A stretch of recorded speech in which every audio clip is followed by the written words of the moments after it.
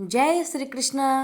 प्यारे भक्तों, आज के इस वीडियो में आप सभी श्रवण करेंगे पूरे पौष मास में नियम से सुनी जाने वाली सप्तदेव की महापुण्य फल प्रदान करने वाली कथा। इस कथा को आज से लेकर पूरे पौष मास तक एक बार अवश्य सुनिएगा। आप सभी भक्तों की हर मनोकामना अवश्य पूर्ण होगी। प्रेम से बोलिए सप्तदेव की जय। कथा अगर अच्छी लगे तो आगे दूसरे भक्तों को भी अवश्य शेयर करें। तो आइए पहले श्रवण करते हैं महादेव जी की कथा। एक समय की बात है, किसी गांव में दधीची नामक एक बड़ा शिव भक्त ब्राह्मण रहता था, जिसका एक पुत्र और पुत्र वधू भी थी। परंतु पुत्र वधू दुष्ट कुल की थी और उसका नाम दुकुला था। उसका पति सर्वदा उसी की बस में रहता था और उसके भी कई पुत्र थे, किंतु वे सभी शिव भक्त थे।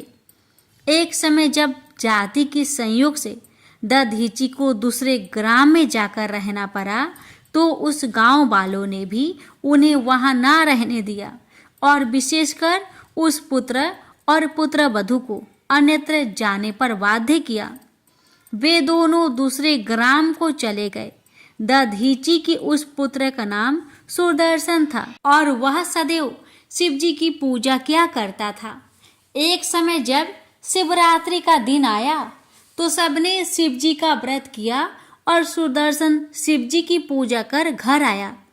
घर में आकर शिवरात्रि में उसने अपनी स्त्री के साथ संभोग किया और प्रातः बिना स्नान किए ही जाकर फिर शिव जी की पूजा कर दी।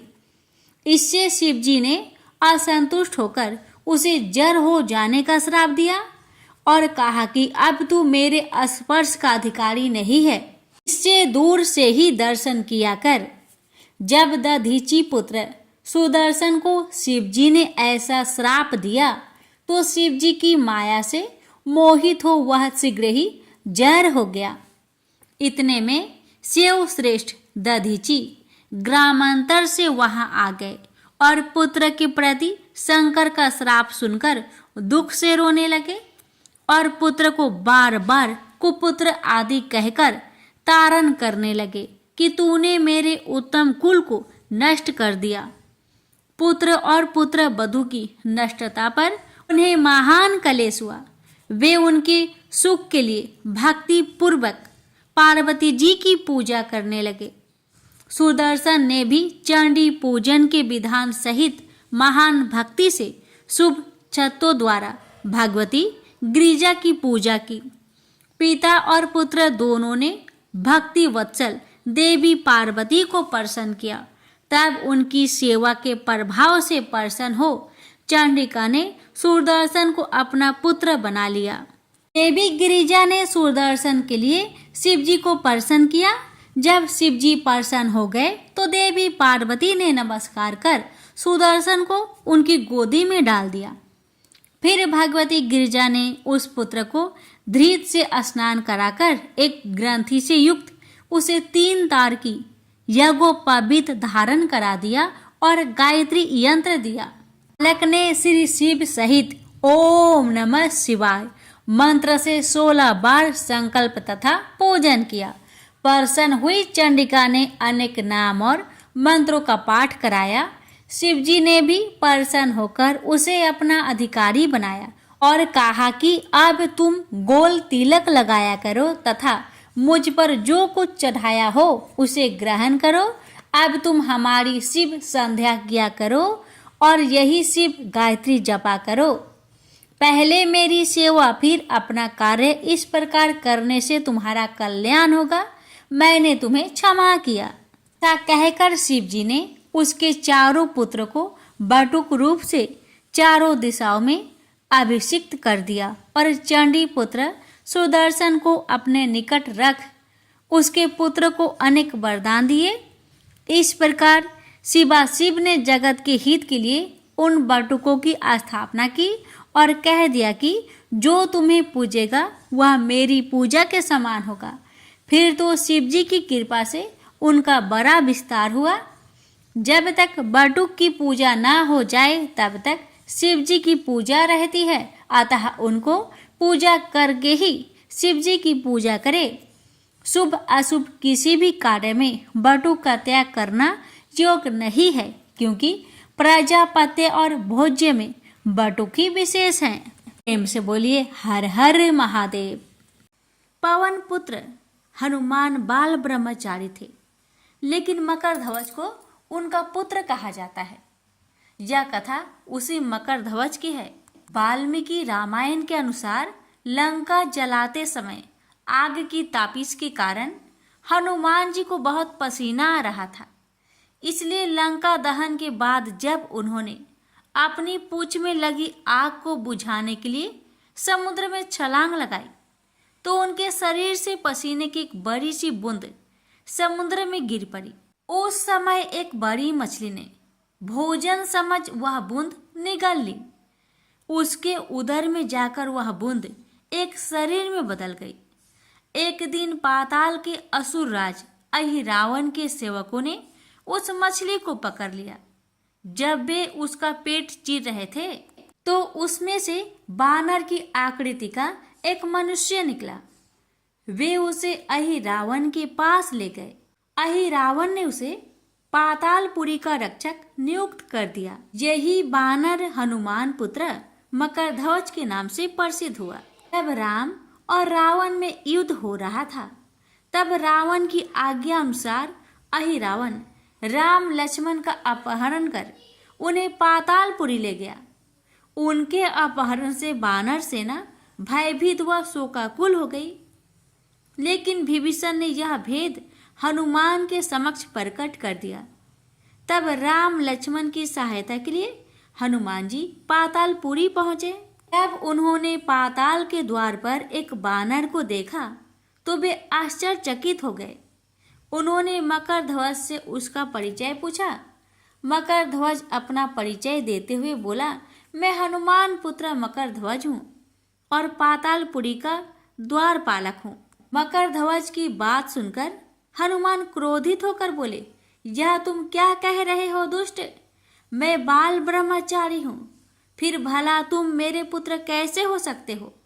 हनुमान का परिचय पाते ही मकरध्वज उनके चरणों में गिर गया और उन्हें प्रणाम कर अपनी उत्पत्ति की कथा सुनाई।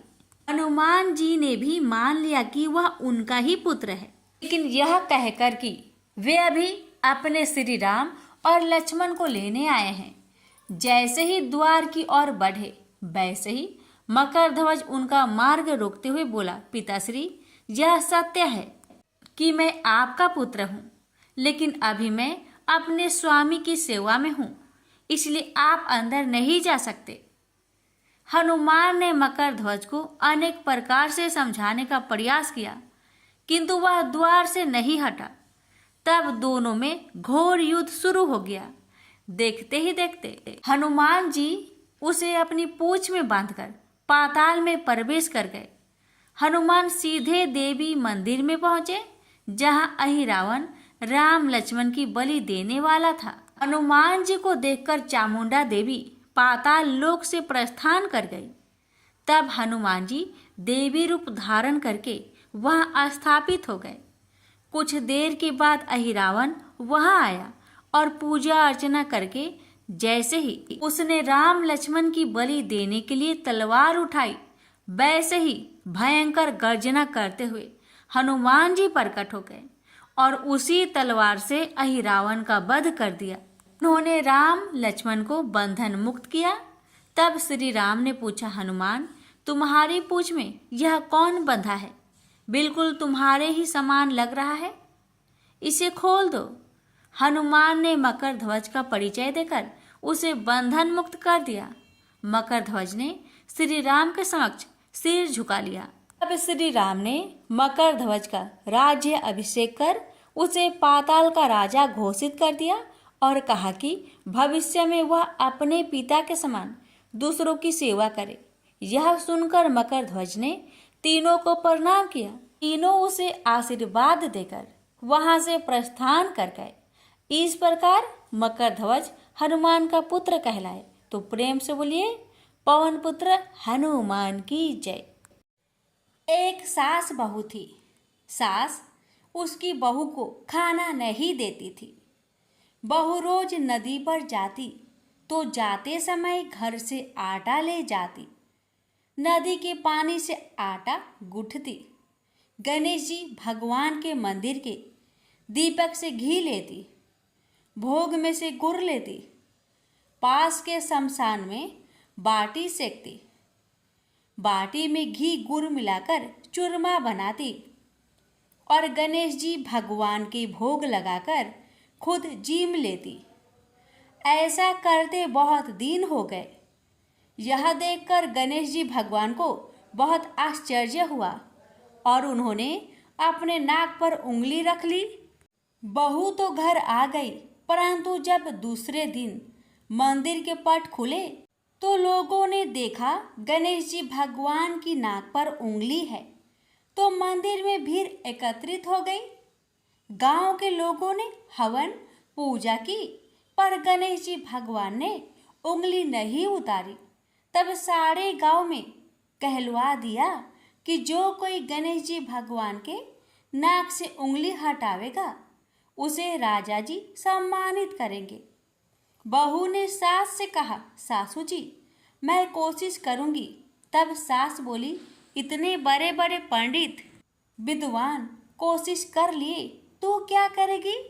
सब लोग मंदिर के बाहर एकत्रित हो गए। बहू घूंघट निकालकर अंदर गई, पर्दा लगाया। लोग गणेश जी से हाथ जोड़कर बोले, हे विघ्नहर्ता, मेरे घर से आटा लाती, लोगों को चढ़ाया, घी गुड़ लेती, शमशान में बाटी सेकती, उससे आपको क्या आपत्ति हुई? आपको मुंह से उंगली हटानी पड़ेगी। गणेश जी ने सोचा, इसकी बात तो माननी पड़ेगी। इसने पहले मेरे भोग लगाया, यह तो मेरी भक्त है। गणेश जी भगवान ने उंगली हटा ली और बहू को आशीर्वाद दिया कि इस गांव में सभी प्रेम से रहेंगे। बहू मंदिर से बाहर आई। सब गांव वालों ने कहा, बहू तूने उंगली कैसे हटवाई? तू तो जादूगरनी है। तब बहू ने सारी बात गांव वालों को बताई कि मेरी सास मुझे खाना नहीं देती थी। तब मैं घर से आटा लाकर नदी के पास पानी से आटा लगाकर बाटी बनाकर शमशान में सेककर गणेश जी के दीपक से घी, प्रसाद में से गुड़ चुराकर गणेश जी की भोग लगाकर खुद खा लेती। इसलिए गणेश जी को आश्चर्य हुआ और उन्होंने नाक पर उंगली रख ली और मेरी प्रार्थना पर उंगली हटा ली और मुझे वरदान दिया कि अब से इस गांव में सब प्रेम से रहेंगे। हे गणेश जी भगवान, जैसे बहू का मान बढ़ाया, वैसे जो भक्त आपकी इस कथा को बड़े ही श्रद्धा भाव से श्रवण करे, उन सबका मान बढ़ाना, रक्षा करना, घर में अन्य धन का भंडार भरना। प्रेम से बोलिए गणेश जी महाराज की जय। गणेश भक्त से हमारी निवेदन है कि इस कथा को शेयर अवश्य करें। विष्णु भगवान और माँ लक्ष्मी जी की कहानी। एक बार भगवान विष्णु जी शेषनाग पर बैठे बैठे बोर हो गए और उन्होंने धरती पर घूमने का विचार मन में किया। वैसे भी कई साल बीत गए थे। धरती पर आए और वह अपनी यात्रा की तैयारी में लग गए। स्वामी को तैयार होता देखकर लक्ष्मी माता ने पूछा, आज सुबह सुबह कहाँ जाने की तैयारी हो रही है? विष्णु जी ने कहा, हे लक्ष्मी, मैं धरती लोक पर घूमने जा रहा हूँ। तो कुछ सोचकर लक्ष्मी माँ ने कहा, हे देव, क्या मैं भी आपके साथ चल सकती हूँ? भगवान विष्णु ने 2 पल सोचा, फिर कहा, एक शर्त है, तुम मेरे साथ चल सकती हो। तुम धरती पर पहुंचकर उत्तर दिशा की ओर बिल्कुल मत देखना। इसके साथ ही माता लक्ष्मी ने हाँ कह के अपनी मनवा ली और सुबह सुबह माँ लक्ष्मी और भगवान विष्णु धरती पर पहुंच गए। अभी सूर्य देवता निकल रहे थे। रात बरसात होकर हटी थी। चारों ओर हरियाली ही हरियाली थी। उस समय चारों ओर बहुत शांति थी और धरती बहुत ही सुंदर दिख रही थी। और माँ लक्ष्मी मंत्र मुक्त होकर धरती को देख रही थी और भूल गई कि पति को क्या वचन देकर आई थी, यानी विष्णु भगवान को क्या वचन देकर आई थी। और चारों ओर देखती हुई कब उत्तर दिशा की ओर देखने लगी, पता ही नहीं चला। उत्तर दिशा में माँ लक्ष्मी को एक बहुत ही सुंदर बगीचा नजर आया और उस तरफ से भीनी भीनी खुशबू आ रही थी और बहुत ही सुंदर सुंदर फूल खिले थे। यह एक फूलों का खेत था और माँ लक्ष्मी बिना सोचे समझे उस खेत में गई और एक सुंदर सा फूल तोड़ लाई। लेकिन यह क्या, जब माँ लक्ष्मी भगवान विष्णु के पास वापस आई तो भगवान विष्णु की आंखों में आंसू थे और भगवान विष्णु ने माँ लक्ष्मी को कहा कि कभी भी किसी से बिना पूछे उसका कुछ भी नहीं लेना चाहिए और साथ ही अपना वचन भी याद दिलाया। माँ लक्ष्मी को अपनी भूल का पता चला तो उन्होंने भगवान विष्णु से इस भूल की माफ़ी मांगी। तो भगवान विष्णु ने कहा, जो तुमने भूल की है उसकी सजा तो तुम्हें जरूर मिलेगी। जिस माली के खेत में से तुमने बिना पूछे फूल तोड़ा है, यह एक प्रकार की चोरी है। इसलिए अब तुम 3 साल तक माली के घर नौकर बनकर रहो। उसके बाद मैं तुम्हें बैंकुट में वापस बुलाऊंगा। माँ लक्ष्मी ने चुपचाप सर झुकाकर हाँ कर दी। आजकल की लक्ष्मी थोड़ी थी और वैसे भी भगवान की लीला न्यारी है, किस पर कैसे कृपा करेगी ये तो माता ही बता सकती है। आगे होता ही ये, लक्ष्मी एक गरीब औरत का रूप धारण करके उस खेत के मालिक के घर गई। घर क्या, एक झोपड़ा था और मालिक का नाम माधव था। माधव की बीवी 2 बेटे और 3 बेटियां थी। सभी उस छोटे से खेत में काम करके किसी तरह से गुजारा करते थे। माँ लक्ष्मी जब एक साधारण और गरीब औरत बनकर जब माधव के झोपड़े पर गई तो माधव ने पूछा, बहन तुम कौन हो और इस समय तुम्हें क्या चाहिए? तब माँ लक्ष्मी ने कहा, मैं एक गरीब औरत हूँ, मेरी देखभाल करने वाला कोई नहीं है। मैंने कई दिनों से खाना भी नहीं खाया, मुझे कोई काम दे दो, साथ में मैं तुम्हारे घर का काम भी कर दिया करूँगी। बस मुझे अपने घर में एक कोने में आसरा दे दो। माधव बहुत ही अच्छे दिल का मालिक था, उसे दया आ गई, लेकिन उसने कहा, बहन मैं तो बहुत गरीब हूँ, मेरी कमाई से मेरे घर का खर्च मुश्किल से चलता है, लेकिन अगर मेरी 3 की जगह 4 बेटियां होती तो भी मैंने गुजारा करना ही था।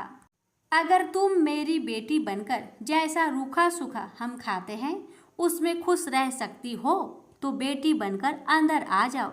माधव ने माँ लक्ष्मी को अपने झोपड़े में शरण दे दी और माँ लक्ष्मी 3 साल तक उस माधव के घर पर नौकरानी बनकर रही। जिस दिन माँ लक्ष्मी माधव के घर आई थी उससे दूसरे दिन ही माधव को इतनी आमदनी हुई, फूल बेचकर ही शाम को एक गाय खरीद ली।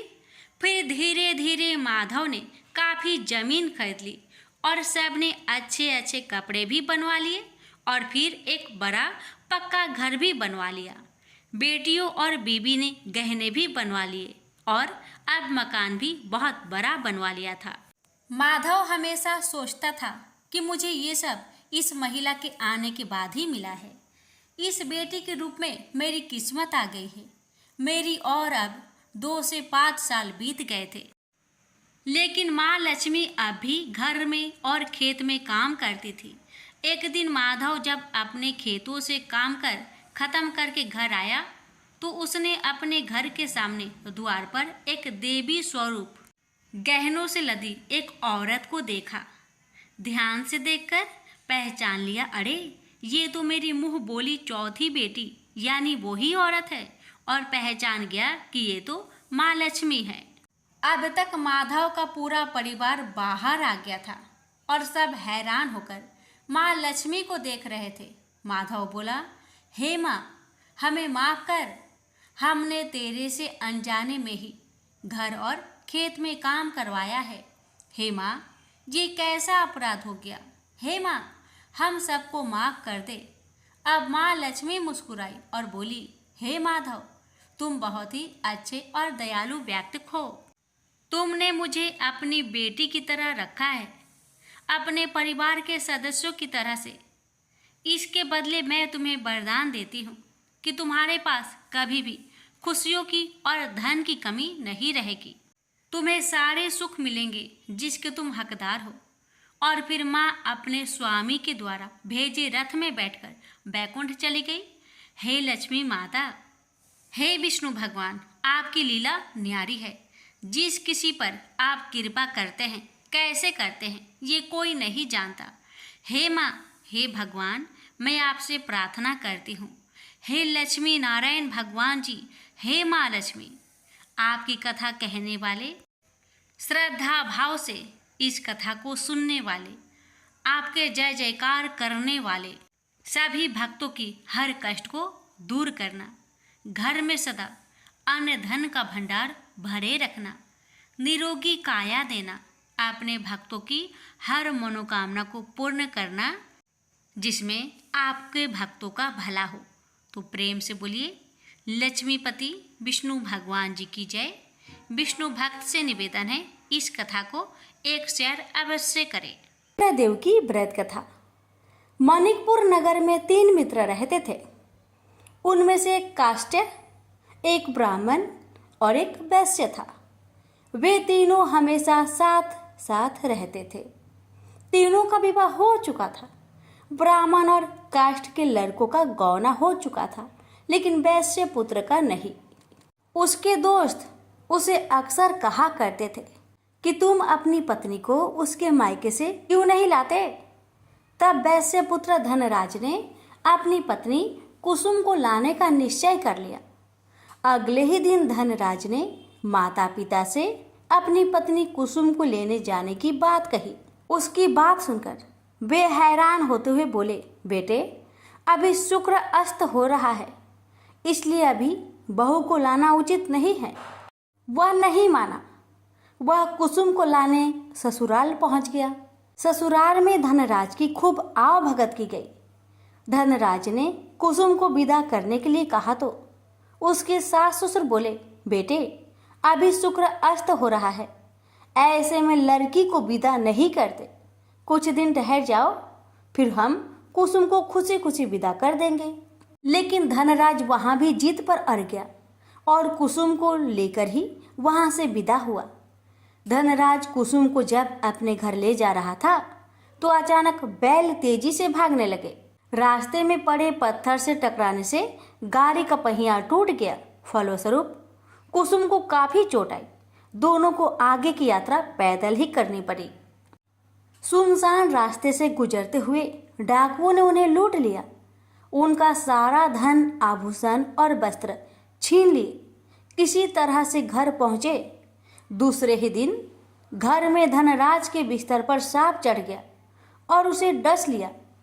सेठ जी ने बड़े बड़े चिकित्सक बुलवाए, मगर कोई भी चिकित्सक जहर उतारने में सफल नहीं हुआ। दूर दूर से सपेरे बुलाए गए, लेकिन कोई भी धनराज को नहीं बचा सका। धनराज की मृत्यु हो गई। उसी समय पंडितों ने सेठ जी को एक बात बताई कि आपके बेटे ने शुक्र अस्त होने पर बहू को विदा करा लाने की भूल की है। यदि आप शुक्रवार की पूजा अर्चना करें और बहू शुक्रवार का व्रत करे तथा कथा सुनकर प्रसाद ग्रहण करे तो शुक्र देवता की अनुकंपा से धनराज पुनः जीवित हो सकता है। सेठ जी ने पंडितों की बात मानकर अपने मृत बेटे और बहू को वापस उसके ससुराल भेज दिया। कुसुम ने अपने घर पहुंचकर शुक्रवार का व्रत और पूजा पाठ की। उसने अपने पति की गलती के लिए शुक्र देवता से क्षमा मांगी। फलस्वरूप धनराज जीवित हो उठा। धनराज के जीवित हो जाने से घर में खुशियां भर गई। उधर धनराज के माता पिता ने बेटे के जीवित होने का समाचार सुना तो शुक्रवार का व्रत किया और गरीबों को अन्न, वस्त्र और धन का दान किया। शुक्र के उदय होने पर धनराज अपनी पत्नी कुसुम के साथ घर लौट आया। दोनों पति पत्नी शुक्रवार का विधिवत व्रत करते हुए शुक्र की पूजा करने लगे। उनके घर में धन्य धान्य की वर्षा होने लगी। उनके सभी कष्ट दूर होते चले गए। परिवार में सभी आनंद पूर्वक रहने लगे। एक ब्राह्मण को सपने में नीली घोड़ी पर नीली कपड़े पहने एक आदमी दिखाई देता था और कहता है, हे ब्राह्मण देवता, मैं तेरे लगूंगा। ब्राह्मण घबरा कर उठ गया। अगले दिन यही सपना उसे फिर आता है। यह सपना उसे रोज आने लगा। वह परेशान हो गया और चिंता के मारे दुबला होने लगा।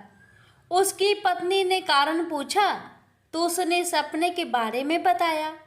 ब्राह्मणी बोली, वे अवश्य ही शनि महाराज होंगे।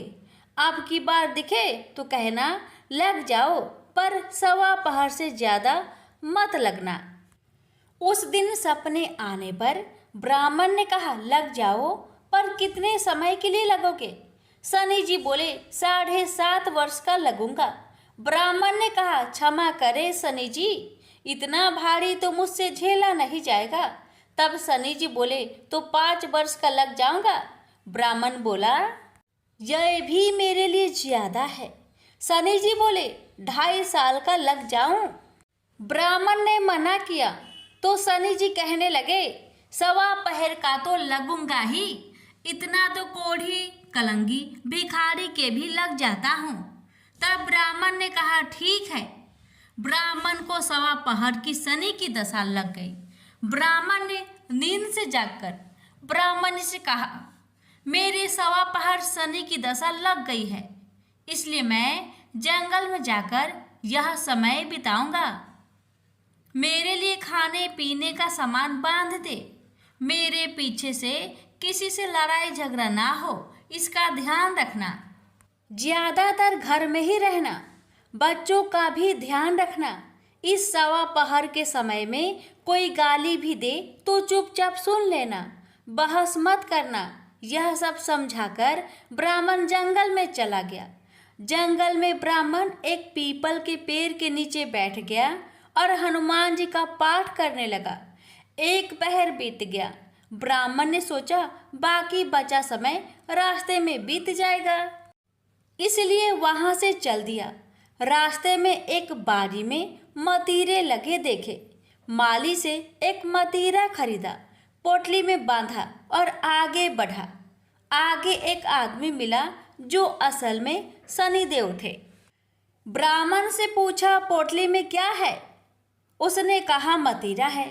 शनिदेव बोले, दिखाओ। ब्राह्मण ने पोटली खोली। उसमें राजकुमार का कटा हुआ खून से लथपथ सिर दिखा। शनिदेव ब्राह्मण को राजा के पास ले गए और कहा कि इस ब्राह्मण ने राजकुमार की हत्या कर दी है। इसके पास पोटली में राजकुमार का सिर है।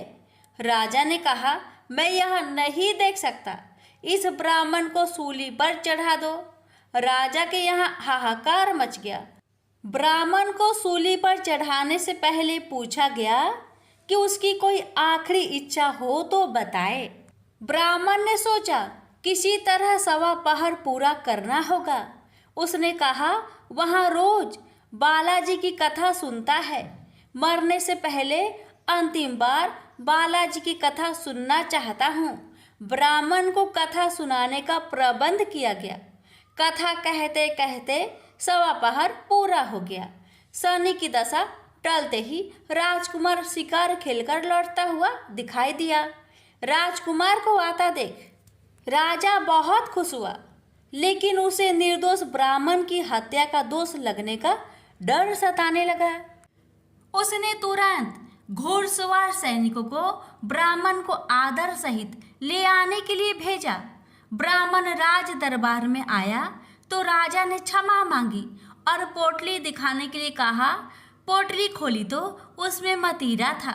राजा ने इन सब के बारे में पूछा तो ब्राह्मण ने बताया, मुझे 1.15 की शनिचर की दशा लगी थी, इस कारण यह सब तमाशा हुआ। राजा ने पूछा, यह दशा कैसे टलती है? ब्राह्मण बोला, राजा, यह सेठ के लगे तो काला हाथी या काला घोड़ा दान करे, गरीब के लगे तो पीपल की पूजा करे तब बोले, साचा शनिचर कहिए, जाके पाओ सदा ही पढ़िए। शनि की कहानी सुने तिल का तेल और काला उड़द दान करे, काले कुत्ते को तेल से चुपर कर रोटी खिलाए तो शनिचर की दशा उतर जाती है। राजा ने उसे मदिरा वापस दे दिया। घर आकर ब्राह्मण ने मदिरा काटा तो उसमें बीज की जगह हीरे मोती निकले। ब्राह्मण ने पूछा, यह कहाँ से लाए? आप तो कह रहे थे कि शनि की दशा लगी है। ब्राह्मण ने कहा, जब दशा लगी थी तो यही मदिरा राजकुमार का सिर बन गया था। उतरती दशा के शनि जी निहाल कर गए। हे शनि देवता, जैसे ब्राह्मण के शनि की दशा लगी वैसे किसी को ना लगे। प्रेम से बोलिए शनि देव की जय। एक ब्राह्मण था, वह सूरज भगवान का बहुत बड़ा भक्त था।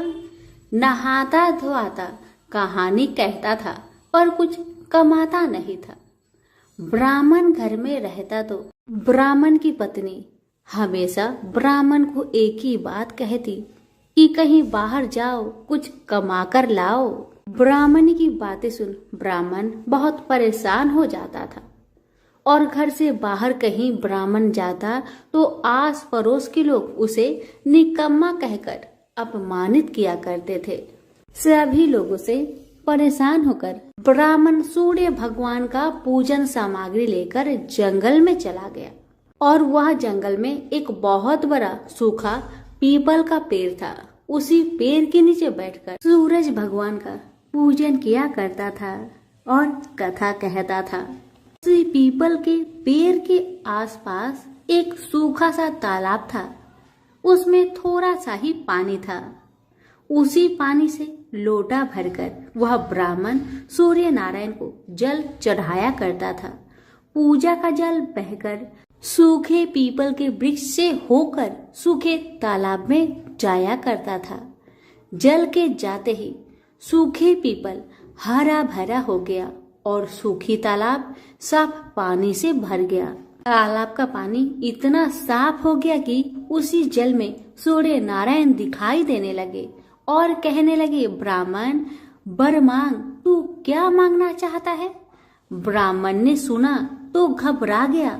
सोचने लगा कि पीपल में कोई भूत प्रेत तो नहीं रहता। जब भी ब्राह्मण सुबह सूर्य नारायण का पूजा करता तभी आवाज आता। ब्राह्मण इस आवाज को सुनकर बहुत चिंता में पड़ गया और चिंता के कारण उसका शरीर दुबला हो गया। ब्राह्मणी भी कभी कभार अपने पति ब्राह्मण से जंगल में मिलने आया करती थी। ब्राह्मणी ने जब ब्राह्मण को दुबला पतला होते हुए देखा तो उसने पूछा, ब्राह्मण देव, आप दिन ब दिन सूखते क्यों जा रहे हैं? इसका क्या कारण है? तब ब्राह्मण ने सारा कहानी बताया। तब ब्राह्मणी ने कहा कि आपकी पूजा के बाद ही आवाज आती है ना, मुझे तो ये लगता है कि सूरज भगवान स्वयं ही आते हैं। मुझे लगता है सूर्य नारायण आपके व्रत से प्रसन्न है। वह आपको वरदान देने के लिए आते हैं। इसलिए इस बार जब भी आपको आवाज आए तो आप घबराइएगा मत, कुछ भगवान से मांग लीजिएगा। ब्राह्मणी की बातें सुन ब्राह्मण बोला, मैं कैसे मांगू और क्या मांगू? मुझे मांगना तो आता ही नहीं। अगर ज्यादा कुछ मांगना हो तो कहीं कुछ भूल जाओ तो, इसलिए तुम ही कुछ ऐसा उपाय बताओ जिससे मैं एक ही बार में सारा कुछ मांग लूं। ब्राह्मण की बातें सुन ब्राह्मणी ने उत्तर दिया, ब्राह्मण देव, जब भी सूर्य भगवान आपसे वरदान मांगने को कहे तब आप इस प्रकार से कहना, 9 खांडे महल के अंदर सोने के पालने में पर पोते को दास दासियों द्वारा खिलाते अपने आंखों से देखो। इस प्रकार लंबी उम्र, महल, बेटे पोते, पर पोते और धन सब मिल जाएगा। क्योंकि जब धन होगा तभी तो सोने का पालना दास दासियां होंगे और आंखें घुटने ठीक होंगे, और तभी तो पर पोते को सोने के पालने में झूला झूला सकेंगे और देख सकेंगे।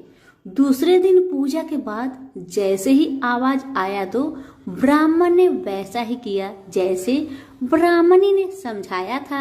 ब्राह्मण ने हाथ जोड़कर सूर्य भगवान से प्रार्थना किया, हे सूर्य नारायण, अगर आप मेरे पूजा से प्रसन्न है तो मुझे वर दीजिए कि 9 खांडे महल के अंदर सोने के पालने में परपोते को दास दासिया द्वारा खिलाते अपनी आंखों से देखूं। ब्राह्मण की बातें सुन सूरज भगवान ने कहा, देखने में तो ब्राह्मण सीधा साधा भोला भाला लगता है और एक ही बार में सब मांग लिया। सूरज भगवान ने कहा, जा तेरी इच्छा पूरी हो, जो तुमने मांगा तुम्हें अवश्य मिलेगी। ब्राह्मण जंगल से घर आया तो देखा कि उसकी टूटी हुई झोपड़ी की जगह एक 9 खांडा महल खड़ा है। दास दासी आ और जा रहे थे। ब्राह्मण ने उनसे कहा, यहाँ मेरी झोपड़ी और बूढ़ी ब्राह्मणी रहती थी, वो कहाँ गई, क्या तुम्हें पता है? इतने में ही उस 9 खांडे महल के दरवाजे से एक सुंदर औरत गहनों और सुंदर कपड़ों से सजी हुई बाहर आई और ब्राह्मण से बोली, आ जाइए, अपना ही घर है। ये सब तो सूर्य नारायण का चमत्कार है, उन्होंने आपकी मनोकामना को पूर्ण कर दिया है। ब्राह्मण की बातें सुन ब्राह्मण ने कहा, हम इतने सारे धन का क्या करेंगे? ब्राह्मणी ने कहा, क्या नहीं हो सकता है, धन से क्या नहीं हो सकता है, दान पुण्य यज्ञ होम करेंगे। फिर ब्राह्मण ने वैसा ही किया जैसे ब्राह्मणी ने बताया था। अब सब राजा की जगह ब्राह्मण का गुणगान करने लगे।